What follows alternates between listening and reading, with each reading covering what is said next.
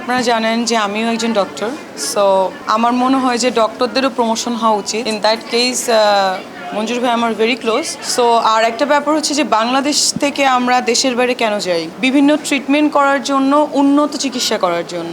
So এই উন্নত চিকিৎসা কিন্তু এখন বাংলাদেশে আছে। সেটা আপনি কি বলে দাঁতের ট্রিটমেন্ট বলেন, শরীরের ট্রিটমেন্ট বলেন, আর জাত ট্রিটমেন্ট বলেন। ভাইয়ের যে কনসেপ্টটা মঞ্জুর ভাই, সেটা হচ্ছে যে জয়েন্ট পেইন এবং আর্থ্রাইটিস নিয়ে। সো আমার বাবা, আপনি জানেন যে আমার বাবা নেই। আমার বাবাকে অনেক ট্রিটমেন্ট করেছিলাম 2 বছর যাবৎ। তার ব্লাড থাকতো না, ব্লাড ভেঙে যাচ্ছিল। সো এই মোমেন্টে ভাইয়ের কাছে আমি এনেছিলাম। ভাইয়ের একটা ইনজেকশন দেওয়ার কথা ছিল, তারও আর্থ্রাইটিক্সের প্রবলেম ছিল। মঞ্জুর ভাইয়া যে কাজটা করেছেন সে হচ্ছে যে পিআরপি প্লাস এটাকে কি বলে ভাইয়ার রিজেনারেটিভ মেডিসিন একসাথে করে এফডিআই অনুমোদিত একটা ট্রিটমেন্ট বাংলাদেশে এনেছে, এবং সেটা পুরো লেটেস্ট ট্রিটমেন্ট, যেটা ওয়ার্ল্ড ওয়াইড মনে করেন কি বলে স্বীকৃত।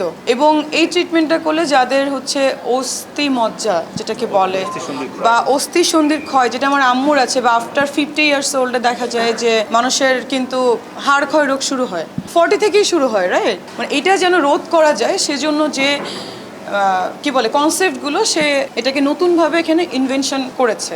আর আমার মনে হয় যে এটা বাংলাদেশে অনেক ভালো ট্রিটমেন্ট হয়, উন্নত চিকিৎসা হয়। সো বাংলাদেশ থেকে বিদেশে যাওয়ার প্রসেসিং কিন্তু অনেক লেন্দি। সো অনেক সময় দেখা যায় যে ইম্পর্টেন্ট কেসে, ইম্পর্টেন্ট ব্যাপারে দেখা যায় যে ভিসা ইস্যু থাকে, অনেক ইস্যু থাকে। তো আপনারা যারা পেশেন্ট আছেন বাংলাদেশে, বা সবারই তো রোগ হয়, তারা ব্যথার রোগী আছেন, বা যে কোনো মানে লাইক প্রবলেমের রোগী আছেন, তারা খুঁজে খুঁজে যাবেন যে বিষয়ে স্পেশালিস্ট বা বিদেশ থেকে পড়াশোনা করে এসেছে, ডিগ্রি নিয়ে এসেছে, বা ওইটা জানে। দেখা যায়, দেখেন, সরি টু সে, অনেক সিনিয়র স্যাররাও আমার আছেন, আমি বলবো না, তারাও আমি এটা অনেক আগে বলেছি, আমাকে প্রতিদ্বন্দ্বী মনে করে, বিকজ আমি কেন কম টাকায় অর্থোডন্টিক্সের ট্রিটমেন্ট করি, ব্রেসেস ট্রিটমেন্ট আমি করি, বা সেটা নিয়ে তাদের প্রবলেম। সিনিয়রদের কি থাকে, এক্সপিরিয়েন্স থাকে, ঠিক আছে, বাট মেডিকেল সায়েন্স থেকে জানেন যে এভরিডে নতুন নতুন নতুন জিনিস আসে, সেটা নিয়ে আমাদেরকে পড়াশোনা করতে হয়। ভাইয়াও আমার মনে হয় যে ক্যারিয়ারের দিক থেকে মোটামুটি অনেকটাই সিনিয়র না,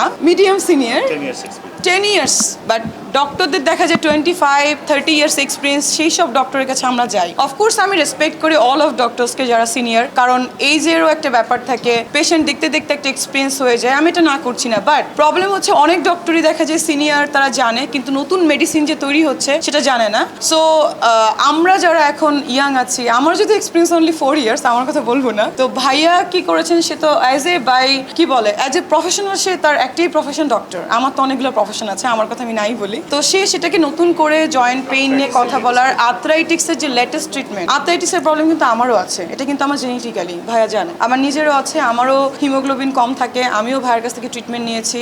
সো আমার মনে হয় আর্থ্রাইটিক্সের প্রবলেম বাংলাদেশে এটা একটা ন্যাচারাল প্রবলেম। আপনারা টেস্ট করেন, চিকিৎসা করেন, এবং মঞ্জুর ভাইয়ের কাছে অবশ্যই আসবেন, তার প্রমোশনের জন্য আমি এখানে এসেছি। আর্থ্রাইটিস বা ব্যথা বা ক্ষয়বাত, এটা কিন্তু বাংলাদেশে এখন অলমোস্ট 20% রোগী বা জনগোষ্ঠীর একদম একটা বৃহৎ অংশ। আমাদের খাদ্য দূষণ এবং কৃষি দূষণের কারণে এখানে এখন অনেক ধরনের আর্থ্রাইটিসের সমস্যাগুলো অনেক বেশি হারে বেড়ে গেছে। তো এগুলোতে আমাদের ট্র্যাডিশনাল মেডিসিন অনেক ক্ষেত্রেই তারা আনসার দিতে পারে না, এবং তারা অনেক সময় পার্শ্বক্রিয়ায় ভোগে বা দীর্ঘমেয়াদী সুফল লাভ করতে পারে না। সেক্ষেত্রে আমরা অস্থিসন্ধির যে ব্যথাটা, সেটা আমরা যদি একদম ন্যাচারালি, প্রাকৃতিকভাবে, কোনো পার্শ্বক্রিয়া ছাড়াই, যদি যুক্তরাষ্ট্র একদম বৈশ্বিক মানদণ্ড অনুসারে আমরা যে একদম রিজেনারেটিভ মেডিসিনের মাধ্যমে ট্রিটমেন্ট দিচ্ছি, সেটি হলো যে আমরা রোগীর শরীরের যে প্রাকৃতিক উপাদান, যেমন অস্থি মজ্জা, রক্তরস, চর্বি, এগুলো থেকে মাতৃকোষ আহরণ করে সেটা অস্থিসন্ধির মধ্যে দিয়ে থাকি, এবং সেক্ষেত্রে কোনো ধরনের পার্শ্বক্রিয়া ছাড়া এবং দীর্ঘমেয়াদীভাবে অস্থিসন্ধির ক্ষয়টা বা ব্যথাটা সেরে যায়, এবং রোগীরা স্বাভাবিক জীবন ফিরে পায়। এবং এটার জন্য যে মানদণ্ড, যে উচ্চ প্রশিক্ষণ দরকার, ডিগ্রিজ দরকার, এবং যে কিট বা যে ধরনের যন্ত্রপাতির দরকার, এবং সেগুলো সাধারণত ইউএসএফডিএ অ্যাপ্রুভাল হইতে হয়, এবং এই কিটগুলা যেন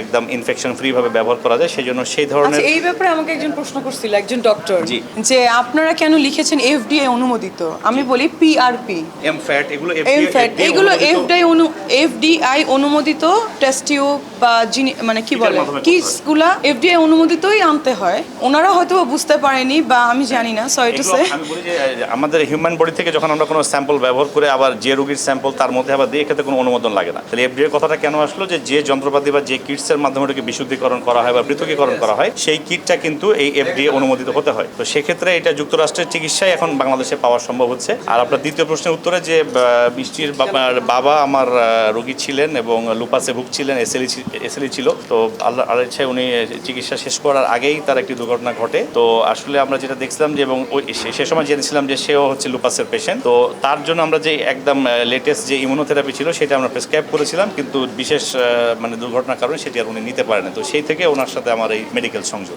আর ভাইয়া আমাকে চুজ করার কারণ বিকজ আপনারা জানেন যে আমিও ডেন্টাল সার্জন ডক্টর, সো অবশ্যই সে আমাকে ডাকবে, কারণ আমাদের মিডিয়াতে কয়জন আছে ডক্টর যে উনি তাকে নিয়ে প্রমোশন করবে, আর তার সাথে আমার ফ্যামিলি রিলেশন, দ্যাটস ওয়াই ডেকেছে।